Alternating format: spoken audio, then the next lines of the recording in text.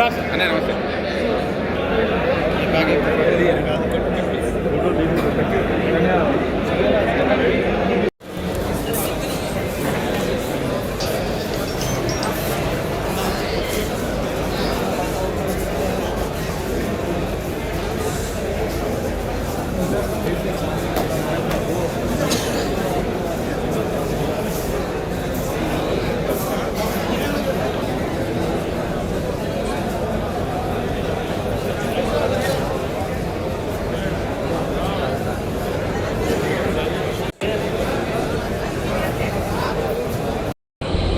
జగిత్యాల జిల్లాకు సంబంధించి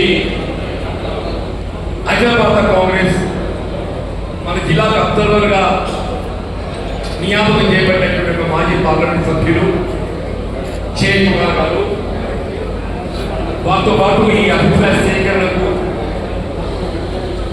ప్రదేశ్ కాంగ్రెస్ వైపు నుండి సమన్వయం చేస్తున్నటువంటి మిత్రులు సంతోష్ గారు, వెంకటేష్ గారు, అవేష్ గారు, రాజేష్ గారు, మా మిత్రులు కోట్ల కాంగ్రెస్ ఇన్ఛార్జ్ మిత్రులు జువాడి నరసింహరావు గారు, పట్టణ కాంగ్రెస్ అధ్యక్షుడు జగిత్యాల కొత్తమోహన్ గారు, ముఖ్యంగా జగిత్యాల జిల్లా నలుగురు నుండి వచ్చేసినటువంటి వివిధ హోదాలో ఉన్న కాంగ్రెస్ నాయకులు, కార్యకర్తలు, మిత్రులకు అందరికీ నేను హృదయపూర్వకంగా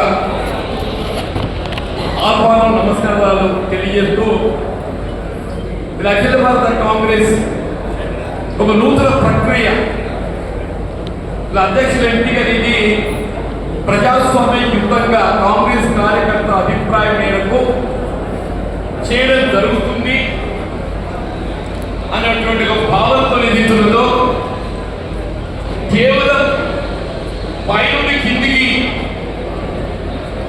దిగుమతి కాకుండా క్షేత్రస్థాయిలో అభిప్రాయ సేకరణ చేసి మరి అధ్యక్షులు ఎంపిక చేసిన ప్రక్రియ చేపట్టడం విధంగా అభినందనీయంగా నేను పేర్కొంటున్నా. మరి ముఖ్యంగా జయకుమార్ గారు సీనియర్ కాంగ్రెస్ నాయకులు, అనుభవజ్ఞులు, మరి గతంలో పార్లమెంట్ సభ్యుడిగా సుదీర్ఘంగా కాంగ్రెస్ పార్టీ బలోపేతం కొరకు పనిచేస్తున్నటువంటి నాయకులు. ఇలా కాంగ్రెస్ పార్టీ గత దశాబ్ద కాలం అంటే 2014లో తెలంగాణ రాష్ట్రం ఏర్పాటు కాబట్టి నుండి 2023 వరకు ఏర్పాటు నేను వీరు టీఆర్ఎస్ పార్టీ, బీఆర్ఎస్ నియంత్రిత ధోరణితో వాళ్ళ అణచివేతను ఎదుర్కొని ఇలా కాంగ్రెస్ పార్టీ నిలబెట్టడం, కాంగ్రెస్ పార్టీ పటిష్టత బలోపేతం కొరకు కృషి చేసినటువంటి కార్యకర్తలు నిజంగా చెప్పట్టు నేను మీరందరూ కూడా అభ్యర్థులుగా చెప్పట్టు నేను రాష్ట్రంలో కాంగ్రెస్ ప్రభుత్వం అధికారం రావడం జరిగింది అని చెప్పారంటే అది కేవలం కాంగ్రెస్ పార్టీ కార్యకర్తల కృషి, రాహుల్ గాంధీ గారి యొక్క ఆలోచన విధానం. మరి ప్రదేశ్ కాంగ్రెస్ అధ్యక్షుడు అన్నాడు రేవంత్ రెడ్డి గారు అధ్యక్షుడు ఉంది, బట్టిఆర్ సిపి నాయకుడు ఉంది, మనందరి కృషి మీద వేగంతో రాష్ట్ర ప్రభుత్వాన్ని ఏర్పాటు చేసుకుంటున్నాయి. మేము 10 ఏళ్ళు పోరాటం చేసినామా, మీరు 10 ఏళ్ళు పోరాటం చేయడం తప్పలేదు కదా. మరి కాంగ్రెస్ పార్టీ అధికారం రావడానికి వరకు ఏం చెప్తుందో हम 10 साल मेहनत करे सर, आप 1 साल मेहनत करो, आते ही जो है పదేళ్ళు కష్టపడి ఒకటికుంటే మీరు నిర్వహించాలని చేస్తుందో మరి మేము దీన్ని సొంతం చెప్పంటే ఇది జరిగేది కాదు అని చెప్పండి. ముఖ్యంగా జయకుమార్ గారు ఏం చెప్తుందో వారి అనుభవజ్ఞులు, పార్టీకి ఆదేశాలు కూడా ఉన్నాయి. సీనియర్ కాంగ్రెస్ కార్యకర్తలు దశాబ్ద కాలం ఏదైతుందో కాంగ్రెస్ పార్టీ బలోపేతం కొరకు రాష్ట్రంలో కాంగ్రెస్ ప్రభుత్వం ఏర్పాట్ల మీద కృషి చేసిందో వాళ్ళకే ప్రాధాన్యత కల్పించడం జరుగుతుందని చెప్పి పదే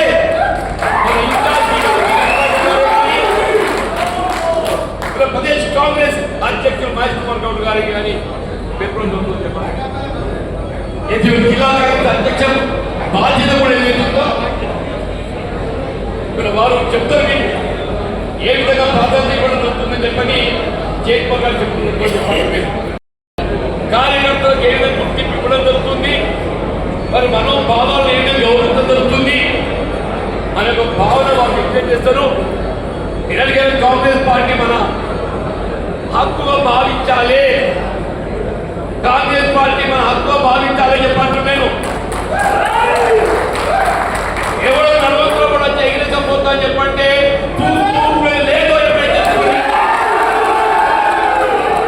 ఎవరో నడవతో కూడా చేయలేకపోతా అని చెప్పంటే లేదని చెప్పని హెచ్చరిస్తున్నాను. దశాబ్దాల పోరాటం ఫలితం ఏదైతుందో ఇవాళ ఈ కాంగ్రెస్ పార్టీ ప్రభుత్వం అని చెప్పంటున్నా. దీనిపై ప్రధానమైన మొదటి హక్కు ప్రాధాన్యత దశాబ్దాల పోరాటం యొక్క కాంగ్రెస్ కార్యకర్తలు ఉంటుందని చెప్పని నేను పేర్కొంటూ సమయం తీసుకోకుండా మరి పెద్ద జయకుమార్ గారు నాకు అవకాశం కల్పించినందుకు మరి హృదయపూర్వకంగా ధన్యవాదాలు చెప్తూ ఇవాళ పార్టీ పటిష్టతలో దశాబ్దాల కాలం ఎవరైతే పార్టీకి అండగా నిలిచి కృషి చేసి పార్టీ గౌరవం నిలబెట్టడానికి తోడు ఇవ్వడం జరిగిందో వారికి గుర్తింపు ఇవ్వాలని చెప్పి సమయంగా కోరుతూ సెలవు తీసుకుంటున్నాం. జై హింద్, జై కాంగ్రెస్. మా ఇంకో తమ్ముడు వాళ్ళంతా కాంగ్రెస్ పీసీసీకి సంబంధించిన కోఆర్డినేటర్స్ వారు అందరూ ఉంటారు. మేము స్థానికంగా ఉన్న వాళ్ళు ఎవరం కూడా మేము ఉన్నాం. మీరు వ్యక్తిగతంగా మన పార్టీ బలోపేతానికి రాబోయే రోజుల్లో కాంగ్రెస్ పార్టీ గెలిపించే విషయంలో కానీ మన పార్టీ ఏ విధంగా ముందు విషయంలో 1-to-1 చెప్పినా కూడా మీరు రాతపూర్వకంగా ఇచ్చిన ఇబ్బంది లేదు. వ్యక్తిగతంగా కలిసి కూడా మాట్లాడవచ్చు. ఎందుకంటే రేపు సాయంత్రం వరకు నేరుగా మీరు చెప్పే ప్రతి మాట కూడా ఢిల్లీ వరకు వెళ్తుంది. ఢిల్లీ ఏఐసిసి నాయకత్వానికి ఆ మాట చేరవేస్తారు. కాబట్టి మన జిల్లా కాంగ్రెస్ అధ్యక్షుల యొక్క ఎంపిక విషయంలో, పార్టీ బలోపేతం విషయంలో, ఆర్గనైజేషన్ విషయంలో కానీ ఏ విధంగా మన అభిప్రాయం చెప్పే విధంగా కూడా ఏఐసిసి నుంచి మొదటిసారి ఒక ఢిల్లీ నుంచి ఒక పరిశీలకులుగా వచ్చి నేరుగా జిల్లాకు సంబంధించిన కార్యకర్తలను, జిల్లాలో ఉన్న కార్యకర్తలు కలవడం అనేది ఒక మంచి ఉద్దేశం. కాబట్టి ఈ రాహుల్ గాంధీ గారి యొక్క ఆలోచనని, ఖార్గే గారి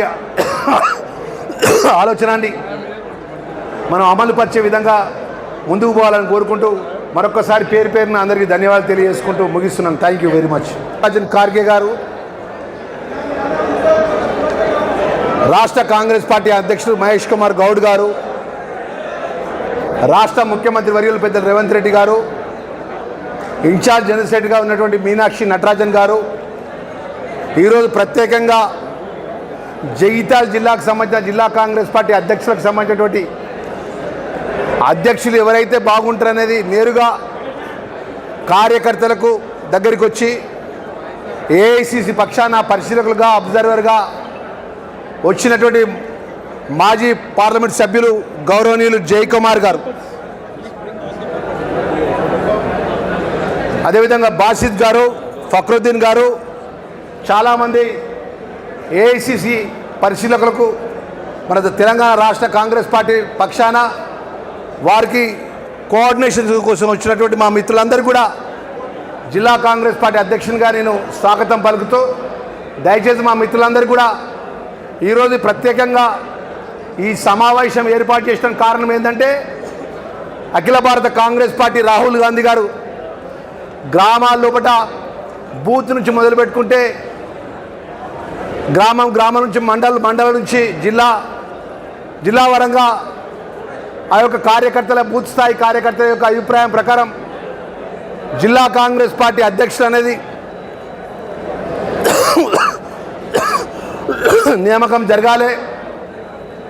ఎక్కడ కూడా అందరికీ కాంగ్రెస్ పార్టీలో హక్కు ఉండే విధంగా కార్యకర్తలు, కాంగ్రెస్ పార్టీ నమ్ముకున్నటువంటి కార్యకర్తకు కాంగ్రెస్ పార్టీలో పదవుల విషయంలో అవకాశం వచ్చే విధంగా ఈరోజు గొప్పగా నేరుగా పరిశీలకులే ఎవరు జగిత్యాల జిల్లా కాంగ్రెస్ అధ్యక్షులుగా కావాలనుకున్న వారు నేరుగా వారి బయోడేటా వారి యొక్క ఫార్మేట్ ప్రకారం వారికి ఇవ్వాలని చెప్పి జయకుమార్ గారు కానీ బాసిద్ గారు కానీ ప్రత్యేకంగా రూమ్లో కూర్చుంటారు.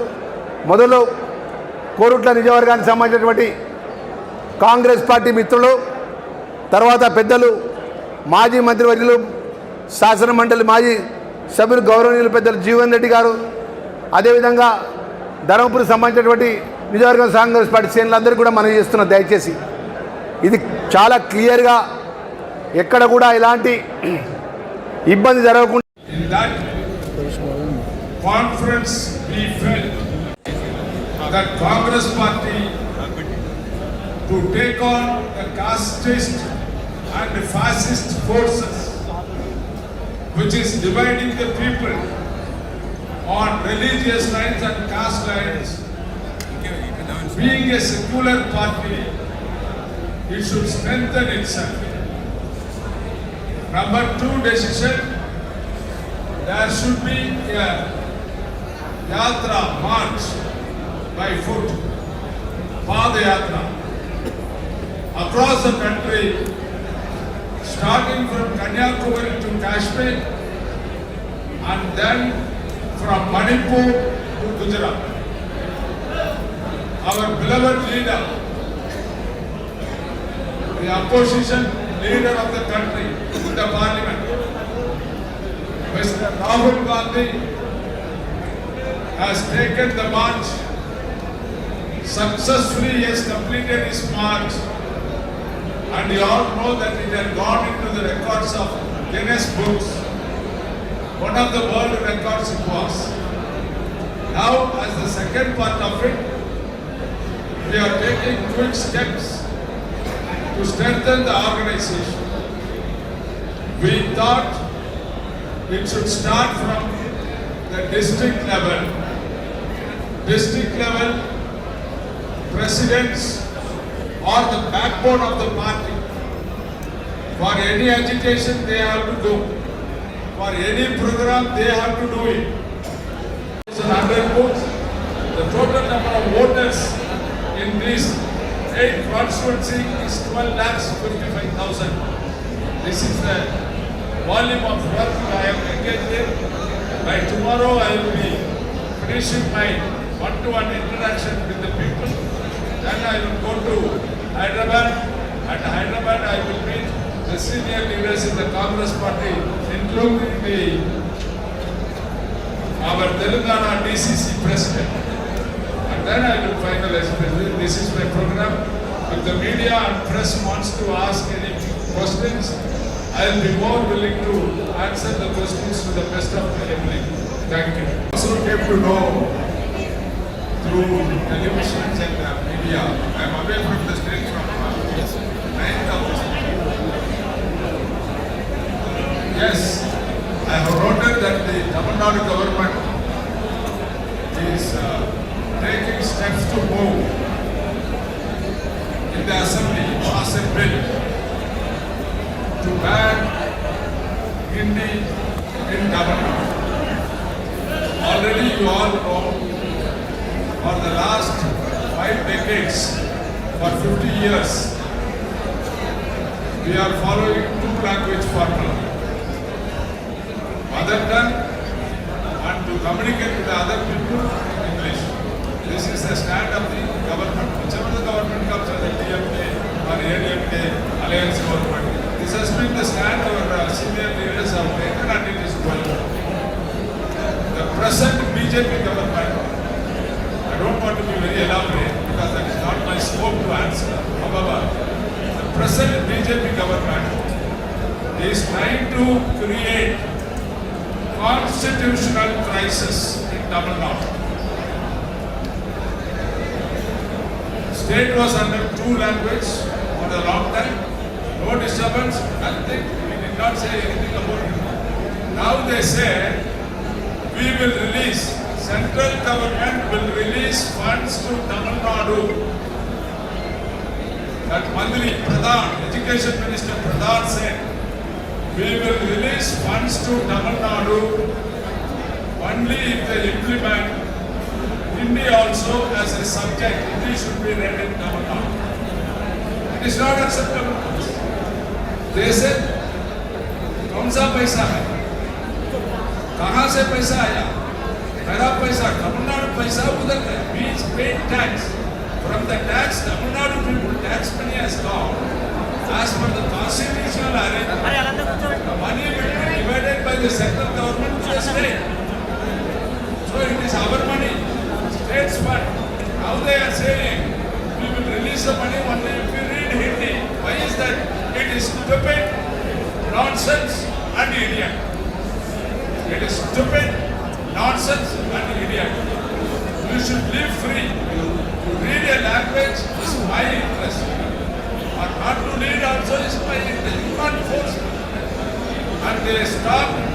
1,500 crores for Tamil Nadu from the central fund. It does not come. And therefore, perhaps, I am not taking side with the government, and therefore, perhaps, the government of Tamil Nadu felt that they are not giving money and they are stopping it. They are giving a stepmother treatment. And they said, Tamil people are not cultured people. They said. Brahmananda said, he said, Tamil people is not cultured, we have want it proper. And we said, you come to Tamil Nadu, and he had not come to Tamil Nadu after that. Right? Now, they are stopping the funds, it is unconstitutional. They are creating constitutional crisis. The Tamil Nadu's chief minister is taking a step to solve this problem. That if you are not giving money, then why should anyone? What is the question of the Union of India? That is the question of we are all in one nation. Therefore, I said that no back we will have it. I feel this is the idea. I am not a final word of this. I am not authorized to speak on it. Honorable, my beloved friend from which press you are? I was state, and I was a former member of parliament and 2 terms member of assembly, and I am in the national and the state politics, and I am also a very vocal parliamentarian in the last parliament, and I was there. Therefore, I don't want to duck your question. So I feel that I should give an explanation. It is not government view, it is not anyone's view, it is not even my Congress party view. It is not my Congress party view, because as a WN, you asked about the question on my mother tongue. I feel as a public representative of Tamil Nadu people to respond to your question. This is what the answer is. Thank you.